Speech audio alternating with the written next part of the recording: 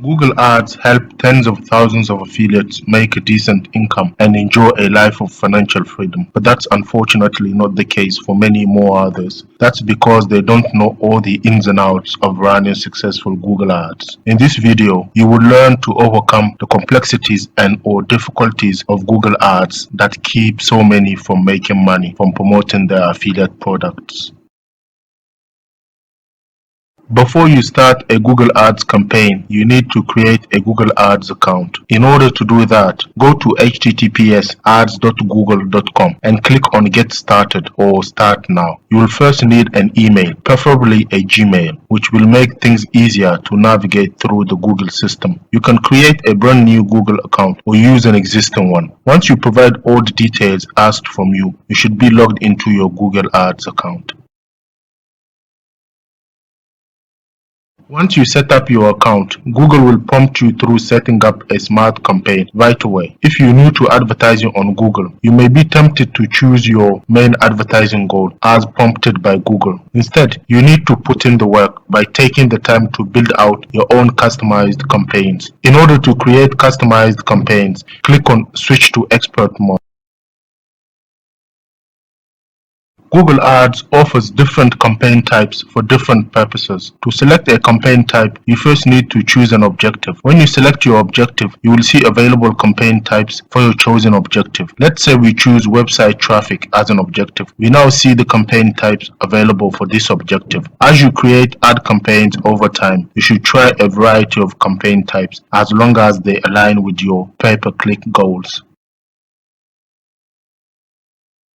Setting up your campaign means, among others, choosing your general settings for the campaign, like your campaign name, which can be whatever you want as long as it doesn't negatively affect your performance. But make sure to name your campaign in such a way that you can easily recall and organize it within your account. Your network, where you can opt to choose to have your ads show on Google's partner networks.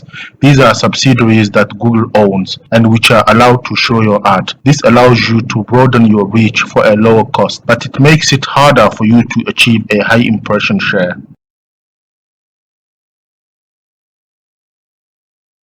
You need to tell Google when to show your ads because you want to only spend money when it counts. For example, you could avoid showing your ad at times when people are unlikely to convert. To set your schedule, click on Show More Settings and pick your start and end dates and ad schedule. Your ad schedule defaults to the time zone your account is set in. So if you display ads for audiences in different time zones, you will need to adjust your schedule accordingly and as you go.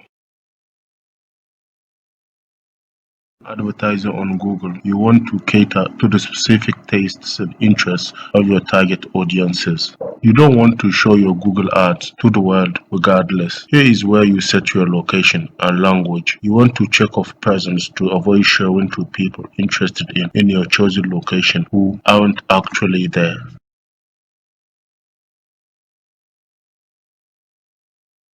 Google Ads budgeting is a tricky balance between not spending too little and not spending too much. Start with some keyword research and look at Google Ads benchmarks for your industry to anticipate your average cost per click or cost per action. Based on that, divide your monthly budget by the average number of days in a month to arrive at your daily budget. Know that, for example, if you set a daily budget of $12, Google might spend $15 on one day if it means more clicks and conversions, and spend only $8 on another day to maintain your ad costs at a certain level for the month. In pay-per-click, a little flexibility goes a long way. There's no reason to put money into unsuccessful ad campaigns. Use the Google Ads budget report to look at daily and monthly projected spend across your account.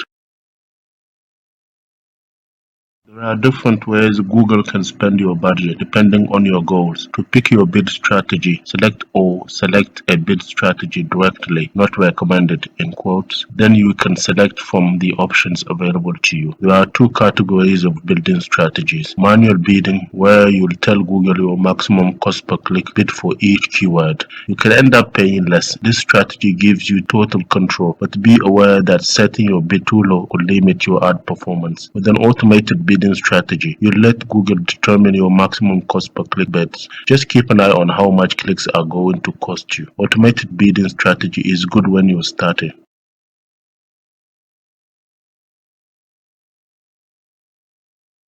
Keywords are words typed into Google search by your target audience and for which you want your ads to show. An ad group is a holding cell for your ads and keywords that you want to organize into thematic units and name accordingly. With manual bidding, you'll have to set your max cost per click bid for each keyword entered into your ad group. Use the keyword planner in your Google Ads account to get main keywords based on monthly search volume. Target keywords with commercial intent, which include words like cost or for sale. Test out your keyword match types to see which one gets you the most results based on your goals. Use the phrase match if you are unsure, as it is the middle between broad and exact matches. Don't forget to include negative keywords, which are keywords for which you don't want your ads to show. After displaying your ads, use the search terms report to see which keywords your ads are showing for in order to optimize your negative keyword list. If you want your potential customers to click on your ads, these ads need to get their attention. For good results, follow responsive search ads best practices. Responsive search ads are automated in how they show to the internet user. You need to carefully choose your text and images with between 8 to 10 distinct headlines and 4 descriptions. In 3 of your headlines, use a feature or benefit of what you're selling and a call to action. Vary your ads headline length and avoid boring ads. Add clear calls to action in your ads with words like sign up today or call now, but avoid focusing too much on aggressive calls to action to the detriment of good ad copywriting. Extensions help make your ads stand out and increase click-through rate. They may not drive clicks, but they don't negatively affect your ads. They add to your ads and make them perform better. To add extensions to your ads, go to the extensions part. Google is giving more and more importance to Google extension, with it adding and improving the extensions option.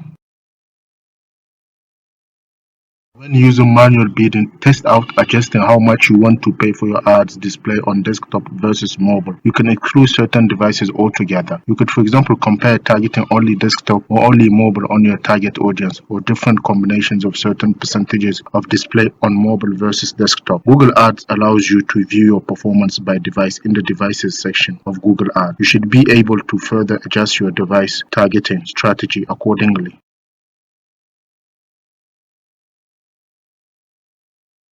Without an optimized landing page, the best performing ads in the world won't get the result that you expect. When you target users click on your ads, it still takes a high converting landing page to convert many of them.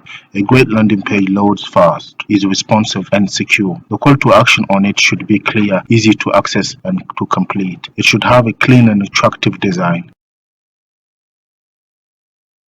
When you're sure your billing information is correct, save your campaign and set it live. Now it's time to track your ads performance. Familiarize yourself with pay-per-click reporting and metrics in order to pause or adjust your Google advertising campaigns accordingly. Make sure to give your Google Ads campaigns some time to collect enough data for you to work with. Pay-per-click takes patience. Avoid making changes to your campaigns more often than every 2 weeks to a month, especially for new campaigns.